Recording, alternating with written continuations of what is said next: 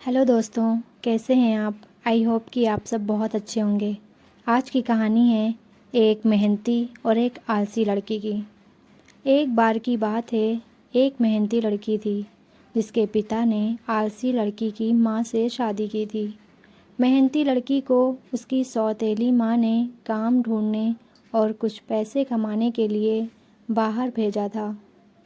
रास्ते में वह एक पेड़ के पास आई जिसने उससे सूखी टहनियाँ साफ करने के लिए विनती की। मेहनती लड़की ने खुशी खुशी अपना काम पूरा किया और फिर अपने रास्ते पर चल पड़ी। फिर वह अंगूर के बगीचे में दूसरे पेड़ के पास आई जिसने अनुरोध किया कि वह टहनियाँ भी साफ कर दें।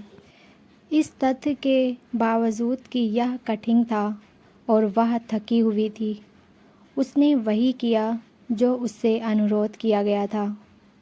उसके बाद उसकी नज़र एक पुराने क्षतिग्रस्त ओवन पर पड़ी जिसने उसकी सफाई और मरम्मत में सहायता का अनुरोध किया। जैसे ही वह चलती रही, उसकी नज़र एक गंदे कुत्ते पर पड़ी जिसने उसे साफ करने के लिए उसकी सहायता का अनुरोध किया।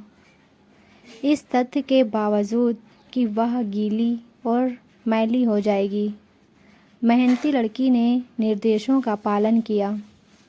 फिर अचानक उसकी नज़र एक परी के घर पर पड़ी जहां उसे 1 साल की सफाई की नौकरी की पेशकश की गई थी।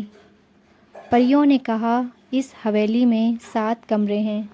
उन्होंने कहा, आपको उनमें से 6 को साफ करना होगा और आपको कभी भी 7वें में प्रवेश नहीं करना चाहिए। मेहनती लड़की ने निर्देशों का पालन किया। वर्ष के अंत के बाद उसने परियों से कहा कि वह घर लौटना चाहती है। परियों ने 7वें कक्ष का ताला खोल दिया जो सोने और चांदी से भरा हुआ था। परी ने उसे सोने और चांदी के ऊपर सोने की सलाह दी थी।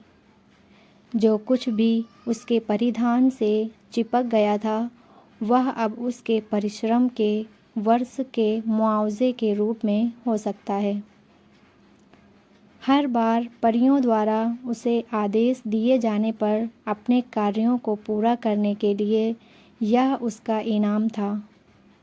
उसका शरीर सोने और चांदी के सिक्कों से ढका हुआ था। जब वह जागी तो उसने अपने परी मालिकों को अलविदा कहा और वापस घर की यात्रा शुरू कर दी। जब वह नदी के पास पहुंची तो उसकी नज़र उस कुत्ते पर पड़ी जिसकी उसने पहले सफाई में मदद की थी। कुत्ता उसे पत्थरों और आभूषणों से भरे खजाने के पास ले आया। कुत्ते ने उसे निर्देश दिया कि वह गहनों के लिए अपनी मदद करे और जितना चाहे उतना ले ले। मेहनती लड़की ने अपना ख्याल रखा और अपने व्यवसाय में लग गई। फिर द वेल ने उससे संपर्क किया और उसे कुछ मीठे पानी में मदद करने के लिए आमंत्रित किया। उसने ऐसा इसलिए किया क्योंकि वह प्यासी थी। फिर वह अपने रास्ते पर चलती रही। फिर वह एक पुराने परिचित, अब मरम्मत किए गए ओवन में गई जिसने उसे कुछ अद्भुत ताज़ी बनी रोटी दी। मेहनती लड़की ने भूख लगने के कारण खुद को सुंदर रोटी दी और फिर अपने रास्ते पर आगे बढ़ गई। तभी उसकी नज़र एक पेड़ पर पड़ी जिस पर कुछ प्यारे कुरकुरे सेब लगे थे। उसने अपनी सहायता के लिए पेड़ के निमंत्रण को स्वीकार कर लिया और कुछ स्वादिष्ट फल खाए और कुछ अपने साथ घर ले गई। लड़की ने सावधानी से अंगूर के बाग की सफाई की। वह जल्दी से अपने आवास पर पहुंची। मालकिन घर पर है। घर के मुर्गे ने कहा, देखो उसके पास कितने हीरे और पैसे हैं। इससे उसकी सौतेली माँ क्रोधित हो गई, जिसने दावा किया कि उसके गंदे काम से उसे और अधिक पैसे मिल सकते हैं। माँ ने अपनी बेटी से कहा कि वह बाहर जाकर नौकरी करे ताकि वह बहुत सारा पैसा कमा सके। आलसी लड़की रोजगार की तलाश में निकली और उसे एक प्राचीन पेड़ मिला जो अब पूरी तरह से सूख चुका था। प्राचीन पेड़ ने उससे सूखी टहनियाँ पोंछने का आग्रह किया, ठीक वैसे ही जैसे उसने मेहनती लड़की से कहा था। आलसी लड़की ने सूखे बूढ़े पेड़ की पुकार को अस्वीकार कर दिया और आगे चल दी। फिर अंगूर के बाग का पेड़ उसके पास आया और उससे टहनियाँ साफ करने का अनुरोध किया। क्या तुम मेरी सहायता कर सकती हो लड़की? पेड़ ने कहा, नहीं, मुझे काम करने और पैसे कमाने की ज़रूरत है। आलसी लड़की ने कहा, मुझे खेद है, लेकिन मेरे पास आपकी सहायता करने का समय नहीं है। फिर वह टूटे हुए ओवन को खोजने के लिए आगे बढ़ी। जब ओवन ने उससे सहायता का अनुरोध किया तो लड़की ने फिर से इनकार कर दिया। फिर वह कुएं के पास पहुंची जिसने उसे साफ करने में सहायता का अनुरोध किया। आलसी लड़की ने उत्तर दिया, आप मुझे सफाई करते करते थक जाएंगे और मैं थकना नहीं चाहती। छोटा अशुद्ध पिल्ला उसके पास आया और उसे नहलाने और संवारने में सहायता का अनुरोध किया। लड़की ने फिर कहा, अगर मैंने तुम्हें छूऊंगी तो मैं गंदी हो जाऊंगी। देखो तुम्हारे बालों में कितनी मक्खियाँ हैं। आखिरकार उसे परियों का घर मिल गया और वह नौकरी मांगने के लिए अंदर चली गई। परियों ने उसे 1 साल के लिए प्रसव का वादा किया, लेकिन उसे 7वें कक्ष में प्रवेश न करने की चेतावनी दी, जैसे कि उन्होंने मेहनती लड़की के साथ किया था। युवती ने सहमति दे दी और परियों के लिए काम करना शुरू कर दिया।